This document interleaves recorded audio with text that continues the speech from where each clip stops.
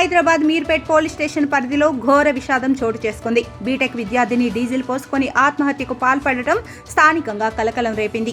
ఇక వివరాల్లోకి వెళ్తే, బతుకుదెరువు కోసం వచ్చిన ఒక ఫ్యామిలీ గత 2 ఏళ్లుగా రంగారెడ్డి జిల్లా బడంగపేటలోని న్యూ మారుతి నగర్లో నివాసం ఉంటుంది. ఇక కుమార్తె కీర్తి గండిపేటలోని ఎంజీఐటీ కాలేజీలో బీటెక్ 3వ సంవత్సరం చదువుతోంది. ఎప్పట్లాగానే ఈ రోజు కాలేజీకి వెళ్లి మధ్యాహ్నం ఇంటికి వచ్చి ఇంట్లో ఉన్న డీజిల్ ను పోసుకొని ఆత్మహత్య చేసుకుంది. ఇది గమనించిన కుటుంబ సభ్యులు, స్థానికులు ఆమెను రక్షించేందుకు విశ్వ ప్రయత్నం చేశారు. కానీ ఆమె అప్పటికే పూర్తిగా కాలిపోయింది.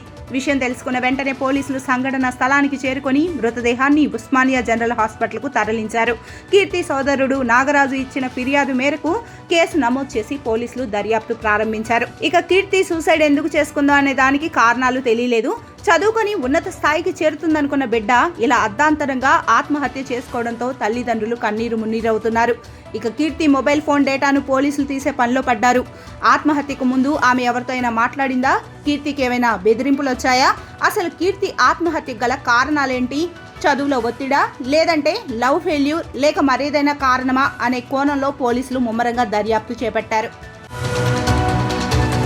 హైదరాబాద్ మీర్పేట్ పోలీస్ స్టేషన్ పరిధిలో ఘోర విషాదం చోటు చేసుకుంది. బీటెక్ విద్యార్థిని డీజిల్ పోసుకొని ఆత్మహత్యకు పాల్పడటం స్థానికంగా కలకలం రేపింది. ఇక వివరాల్లోకి వెళ్తే, బతుకుదెరువు కోసం వచ్చిన ఒక ఫ్యామిలీ గత 2 ఏళ్లుగా రంగారెడ్డి జిల్లా బడంగపేటలోని న్యూ మారుతి నగర్లో నివాసం ఉంటుంది. ఇక కుమార్తె కీర్తి గండిపేటలోని ఎంజీఐటీ కాలేజీలో బీటెక్ 3వ సంవత్సరం చదువుతోంది.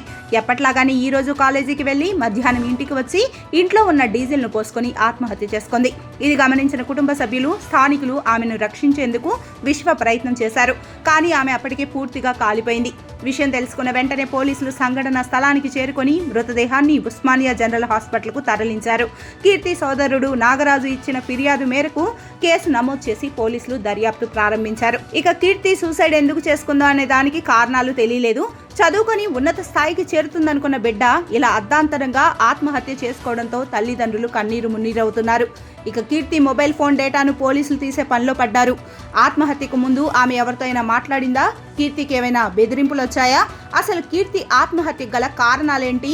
చదువులో ఒత్తిడా, లేదంటే లవ్ ఫెయిల్యూర్, లేక మరేదైనా కారణమా అనే కోణంలో పోలీసులు ముమ్మరంగా దర్యాప్తు చేపట్టారు.